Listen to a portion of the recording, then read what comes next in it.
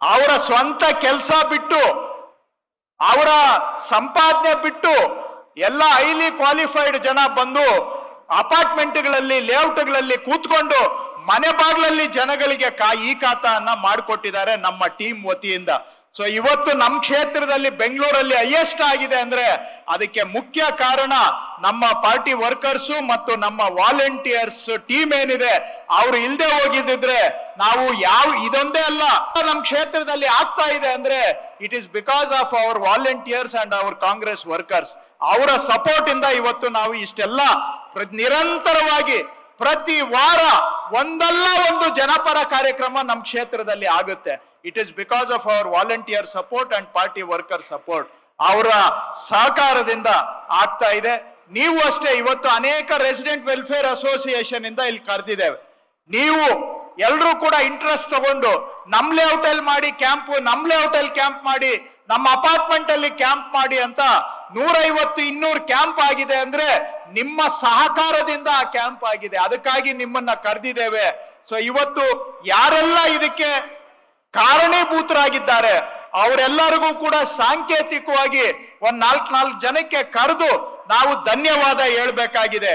ಇವರೆಲ್ಲ ಈ ವಾರಿಯರ್ಸ್, ಈ ಪಬ್ಲಿಕ್ ವಾರಿಯರ್ಸ್, ಇವರೆಲ್ಲ ಪಬ್ಲಿಕ್ ಪರವಾಗಿ ಈ ಸೇವೆಗಳನ್ನ ಜನಗಳ ಮನೆ ಬಾಗಿಲಿಗೆ ಒದಗಿಸ್ತಕ್ಕಂಥದ್ದು ಯಾರ್ಯಾರು ಸೇವೆ ಮಾಡಿದ್ದಾರೆ ಅವರಿಗೆ ಒಂದು ಧನ್ಯವಾದ ಹೇಳ್ಬೇಕು ಅಂತಾನು ಈ ಕಾರ್ಯಕ್ರಮ ಆಯೋಜನೆ ಮಾಡಿದ್ದೇವೆ.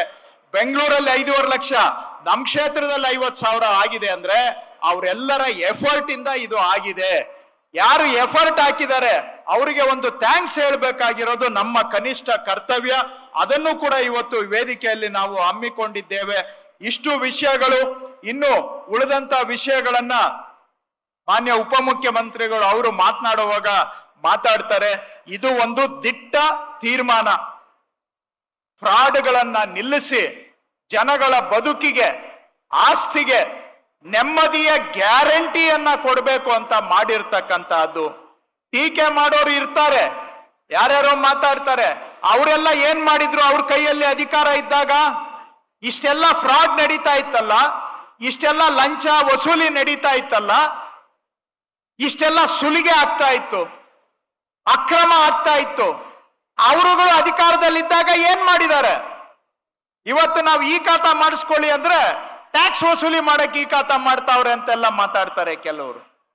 ಹಾಗಾದ್ರೆ ಟ್ಯಾಕ್ಸ್ ಕಟ್ಟಬೇಕಾಗಿರೋದು ಒಬ್ಬ ಪ್ರಜೆಯ ಕರ್ತವ್ಯ ಹೌದಾ ಇಲ್ವಾ? ನೀವು ಕಟ್ಟಬೇಕಾಗಿರೋ ಟ್ಯಾಕ್ಸ್ ಕಟ್ಟಿ ಅಂತ ಕೇಳ್ಬಿಟ್ರೆ ಇದು ನಮ್ಮ ಮೇಲೆ ಆರೋಪ.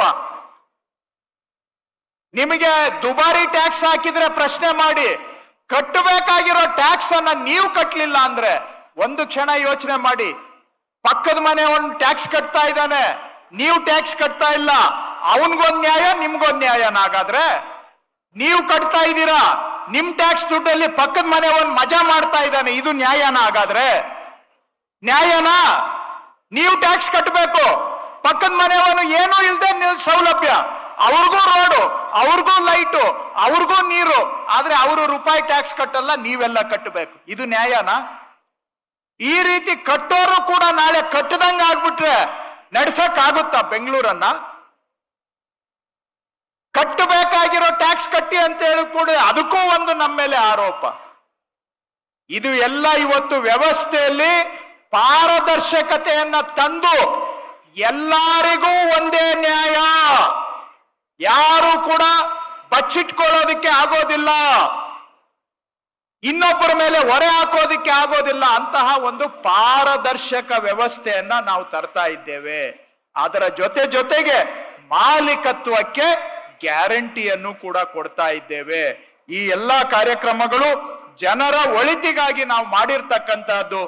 ಆರಂಭದಲ್ಲಿ ಸ್ವಲ್ಪ ಸಣ್ಣ ಪುಟ್ಟ ಸಮಸ್ಯೆ ಆಗ್ಬಹುದು, ಆದ್ರೆ ಲಾಂಗ್ ಟರ್ಮ್ ಅಲ್ಲಿ ಸಿಸ್ಟಮ್ ಅನ್ನ ಕ್ಲೀನ್ ಅಪ್ ಆಗುತ್ತೆ. ಇದರಿಂದ ಸಿಸ್ಟಮ್ ಕ್ಲೀನ್ ಅಪ್ ಆಗುತ್ತೆ.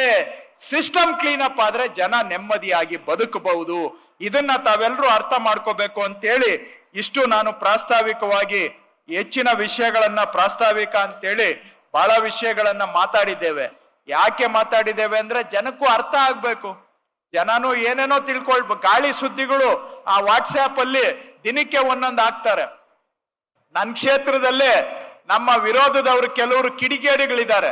ಅವ್ರು ಏನು ವಾಟ್ಸ್ಆಪ್ ಅಲ್ಲಿ ಸುಯ್ ಅಂತ ಬಿಡ್ತಾರೆ, ಅದು ಬಿಟ್ಟು ಗೊತ್ತಲ್ಲ. ವಾಟ್ಸ್ಆಪ್ ಅಲ್ಲಿ ಈಗ ಬಿಟ್ರೆ ಒಂದ್ 2 ಸೆಕೆಂಡ್ ಆಗೋದ್ರೊಳಗೆ ಆ ಸುಳ್ಳುಗಳನ್ನ ಜನ ಚೆನ್ನಾಗಿ ನಂಬ್ತಾರೆ. ಸತ್ಯನ ಹೇಳಿದ್ದು ಕಣ್ಣು ಬಿಟ್ಟು ಕಣ್ಣು ಮುಂದೆ ಇರೋದನ್ನ ಪರಾಮರ್ಶೆ ಮಾಡಿ ನೋಡಿ ಅಂದ್ರೆ ಅದನ್ನ ನಂಬಲ್ಲ.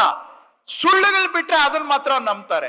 ಏನು ಅಂದ್ರೆ ನಮ್ ಕ್ಷೇತ್ರದಲ್ಲೇ ಕೆಲವು ಕಿಡಿಗೇಡಿಗಳು, ನಮ್ಮ ಆಪೋಸಿಷನ್ ಪಾರ್ಟಿ, ನೀವೆಲ್ಲ ಈ ಖಾತಾ ಮಾಡಿಸ್ಕೊಳಕ್ ಹೋದ್ರೆ ಹುಷಾರು, ನಿಮ್ಮ ಆಸ್ತಿಗಳನ್ನೆಲ್ಲ ಹೊಡ್ಕೊಂಡು ಹೋಗ್ಬಿಡ್ತಾರೆ ಇವರು MLA ಕಡೆಯವರು ಅಂತ ಅಪಪ್ರಚಾರ.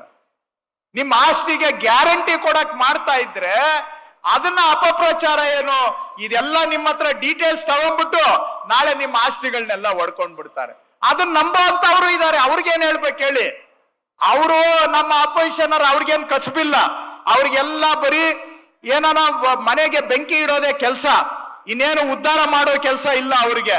ಅದನ್ನ ನಂಬೋ ಅಂತ ಜನಕ್ಕೆ ನಾವೇನ್ ಹೇಳ್ಬೇಕು? ಅದನ್ನು ಕೆಲವ್ರು ನಂಬಿಟ್ಟು ನಮ್ ಈ ಖಾತಾ ಕ್ಯಾಂಪ್ ಬರ್ಲಿಲ್ಲ, ಇವ್ರೇನು ಆಸ್ತಿ ಹೊಡ್ಕೊಂಡ್ಬಿಡ್ತಾರೆ ಅಂತ. ಆಸ್ತಿ ಹೊಡಿತಾ ಇರೋದನ್ನ ನಿಲ್ಲಿಸೋದಕ್ಕೆ ನಾವು ಮಾಡ್ತಾ ಇರುವಂತ ಕೆಲಸ. ಹಾಗಾಗಿ ದಯವಿಟ್ಟು ಅಂತ ಸುಳ್ಳುಗಳಿಗೆ ಬಲಿಯಾಗದೆ ವಿಚಾರವನ್ನ ತಿಳ್ಕೊಳ್ಳಿ. ನಿಮ್ಮ ಒಳಿತಿಗಾಗಿ ನಮ್ಮ ಸರ್ಕಾರ ಮಾಡಿರ್ತಕ್ಕಂಥದ್ದು ಇದು, ಇದರ ಸಂಪೂರ್ಣ ಸದುಪಯೋಗವನ್ನ ಮಾಡ್ಕೊಳ್ಳಿ ಅಂತ ಹೇಳಿ ನಾನು ಬಹಳ ದೀರ್ಘವಾಗಿ ಮಾತಾಡಿದ್ದೇನೆ. ಯಾಕೆ ಅಂದ್ರೆ ವಿಷಯ ಕೆಲವು ಬಿಡಿಸಿ ಹೇಳ್ಬೇಕಾಗುತ್ತೆ, ಇಲ್ಲ ಅಂದ್ರೆ ಜನಕ್ಕೆ ಅರ್ಥ ಆಗೋದಿಲ್ಲ.